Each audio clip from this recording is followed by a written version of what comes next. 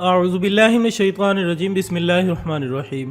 نولی factory کے معزز دوستو، السلام علیکم۔ ناظرین اکرام، تاریخ انسانی میں جب بھی وفا کا ذکر کیا جائے گا تو آپ کو ہمیشہ وفا کے پیکرو شہنشاہ حضرت عباس علمدار یاد آئیں گے، جنہوں نے ہر خطرے کی پرواہ کیے بغیر وفا کا ایسا دامن پکڑا جسے قیامت تک یاد رکھا جائے گا۔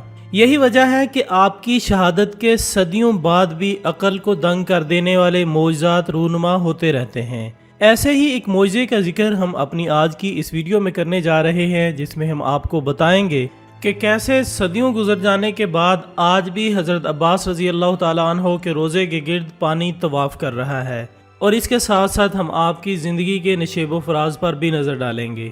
معزز ناظرین، حضرت عباس بن علی رضی اللہ تعالیٰ عنہ کی ولادت باسعادت 4 شعبان المعظم سن 26 ہجری کو ہوئی۔ انہوں نے اس وقت تک آنکھ نہیں کھولی جب تک کہ ان کے بھائی سیدنا امام حسین رضی اللہ تعالیٰ عنہ نے انہیں اپنے ہاتھوں میں نہیں لیا، جس سے ظاہر ہوتا ہے کہ بچپن سے ہی آپ کو حضرت امام حسین رضی اللہ تعالیٰ عنہ کے ساتھ بہت زیادہ محبت اور عقیدت تھی۔ حضرت علی بن ابی طالب رضی اللہ تعالیٰ عنہ نے اس عظیم و شان بچے کا نام عباس رکھا۔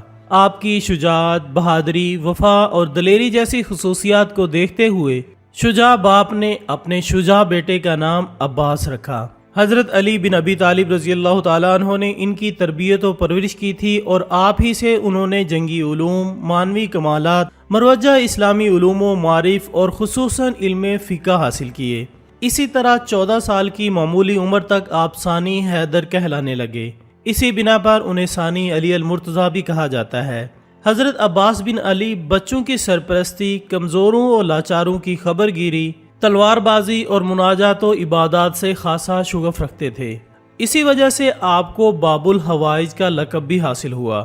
دین اسلام پر جب بھی کبھی برا وقت آیا، حضرت عباس رضی اللہ تعالیٰ عنہ بہترین مدافع کے طور پر سامنے آئے اور کبھی بھی اپنی جان کی پرواہ نہیں کی، چاہے وہ بابا علی المرتضیٰ کا زمانہ امامت ہو یا بھیا حسن مجتبیٰ کا دور امامت۔ آپ ہمیشہ اسلام اور اپنے امام وقت کے دفاع میں ہر اول دستے میں شامل رہے۔ جس وقت بھیا حسین سید الشہداء کا دور امامت آیا تو ہمیشہ آپ نے اپنی زندگی ان کی اطاعت میں گزاری، اور جب یزید ملعون کو خلیفۃ المسلمین کے منصب پر بٹھا کر دین اسلام کو پامال کرنے کا تہیہ کیا گیا، اور حضرت امام حسین رضی اللہ تعالیٰ عنہ کو یہ فرمانا پڑا کہ یزید جیسے فاجر و فاسق شخص کو خلیفہ بنا کر اس کی بیعت کرنا گویا اسلام کو سلام کر کے اسے خیرباد کہنا ہے، تو ایسے موقع پر حضرت عباس رضی اللہ تعالیٰ عنہ جیسے دین اسلام کے وفادار اپنی جان کو جوکھوں میں ڈال کر اسلام کی بقا اور اس کی سربلندی کے لیے اپنا سب کچھ قربان کرنے کے لیے آمادہ ہوئے۔ اور صرف یہی نہیں بلکہ قوم و ملت کے ساتھ وفاداری حضرت عباس رضی اللہ تعالیٰ عنہ کی روح میں متجلی تھی۔ پھر ایک وقت ایسا بھی آیا جب قوم و ملت بنی امیہ کے ظلم و جور میں جکڑی ہوئی تھی، اور ظلم کی تاریکی ہر طرف پھیلی ہوئی تھی، یہاں تک کہ بہادر سے بہادر شخص بھی اس ظلم کے خلاف آواز بلند کرنے سے کتراتا نظر آتا تھا۔ بنو امیہ نے تمام مسلمانوں کو اپنا غلام بنا رکھا تھا، اور ان کے اموال کو تاراج کر دیا گیا تھا، جبکہ لوگوں کو استثمار کرنے کے لیے دین خدا کو اپنا کھلونا بنا کر کھیل کھیلا جا رہا تھا۔ یہی وہ وقت تھا جب اسلامی مملکت کے اندر آزاد اندیش انسانوں کے لیے کوئی جگہ نہ تھی۔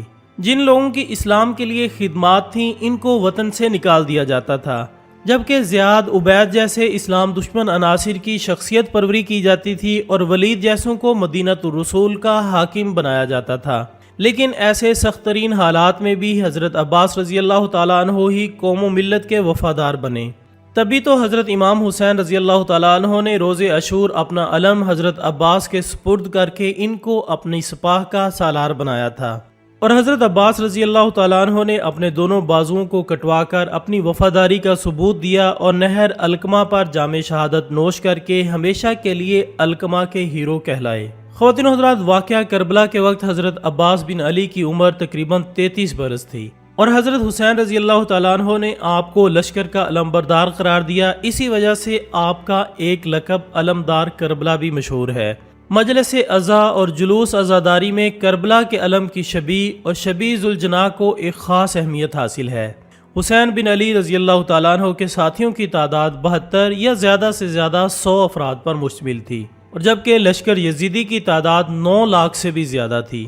मगर हज़रत अब्बास बिन अली रज़ी अल्लाह ताला अन्हो की हैबत व दहशत लश्कर इब्न ज़ियाद पर छाई हुई थी और करबला में कई ऐसे मौके आए जब हज़रत अब्बास रज़ी अल्लाह ताला अन्हो जंग का रुख बदल सकते थे, लेकिन इमाम वक्त ने इन्हें लड़ने की इजाज़त नहीं दी क्योंकि इस जंग का मकसद दुनियावी लिहाज से जीतना नहीं था। 10 मुहर्रमुल हराम को हज़रत हुसैन रज़ी अल्लाह ताला अन्हो ने इनके प्यासे बच्चों खुसूसन अपनी 4 साला बेटी हज़रत सकीना के लिए पानी लाने का हुक्म दिया, मगर इनको सिर्फ नेज़ा और अलम साथ रखने का हुक्म दिया गया। लिहाजा आप हुक्म के मुताबिक पानी लेने गए और इसी कोशिश में उन्होंने अपने दोनों बाजू कटवा दिए और शहादत पाई। जबकि इस दौरान आपको पानी पीने का मौका भी मिला, मगर 3 दिन के भूखे प्यासे शेर ने गवारा नहीं किया कि वो तो पानी पी लें और ख़ानदान रिसालत सल्लल्लाहु अलैहि वसल्लम प्यासा रहे। शहादत के बाद जैसे बाकी शोहदा के साथ सलूक हुआ, वैसे ही हज़रत अब्बास रज़ी अल्लाह ताला अन्हो के साथ भी हुआ और आपका भी सर मुबारक शहीद करके नेज़े पर लगा दिया गया। आपका रोज़ा मुबारक इराक के शहर करबला में है, जहां पहले इनका जिस्म दफन किया गया और बाद में शाम से वापस लाकर आपका सर मुबारक भी दफनाया गया। दरियाए फुरात जो कि इनके रोज़े से कुछ फासले पर था, अब इनकी कब्र मुबारक के इर्द गिर्द चक्कर लगाता है, जो कि दुनिया का एक जिंदा मौजज़ा है। यहाँ ये बात भी याद रखिएगा कि इराक में मौजूद ज़मीन के अंदर का पानी तकरीबन सब जगह पर ही नमकीन, खारा और पीने के काबिल नहीं है, लेकिन हज़रत अब्बास रज़ी अल्लाह ताला अन्हो की कब्र अक़दस वाले सरदाब में मौजूद पानी इंतहाई खुश जायका और बहुत शफाफ है और इतनी मुद्दत गुजर जाने के बावजूद भी इसकी रंगत और जायके में कोई फ़र्क नहीं आया और बहुत ज़्यादा वहाँ से पानी लेने के बावजूद भी ख़त्म या कम नहीं हुआ।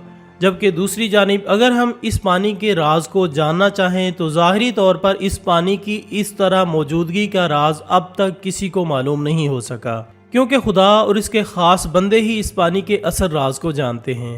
शायद हो सकता है कि करबला के मैदान में शदीद प्यास के बावजूद भी हज़रत अब्बास रज़ी अल्लाह ताला अन्हो ने पानी पर कब्ज़ा करने के बाद अपने आका हुसैन अलैहिस्सलाम और इनके अहलो अयाल की प्यास को मद्देनज़र रखते हुए पानी नहीं पिया था। लिहाजा इस मरतबा शायद खुद ही पानी हज़रत अब्बास रज़ी अल्लाह ताला अन्हो के पास चल कर आ गया हो, जहाँ हज़रत अब्बास रज़ी अल्लाह ताला अन्हो की हकीकी कब्र अक़दस मौजूद है। नाज़रीन, अगर आपकी औलाद की बात की जाए तो हज़रत अब्बास रज़ी अल्लाह ताला अन्हो की औलाद इस वक्त दुनिया के काफ़ी ममालिक में पाई जाती है। आप अलवी सैयद कबीला बनु हाशिम से हैं, इसलिए आपकी औलाद दुनिया में सादात अलवी के नाम से मशहूर व मारूफ है, जबकि सादात अलवी की आगे भी मुख्तलिफ शाखें हैं। आखिर में दुआ है कि अल्लाह ताला हम सबको शोहदा करबला के नक्शे कदम पर चलने की तौफीक अता फरमाए। आमीन सुम्मा आमीन। इसी दुआ के साथ हमारी आज की इस वीडियो का इख्तिताम होता है। हम उम्मीद करते हैं कि आपको ये वीडियो ज़रूर पसंद आई होगी। इंशाल्लाह बहुत जल्द दोबारा मुलाकात होगी एक और अच्छी सी वीडियो के साथ। तब तक अपना दोस्तों, रिश्तेदारों और गिरदनवाह के तमाम लोगों का बहुत ख्याल रखिएगा। अल्लाह हाफिज़।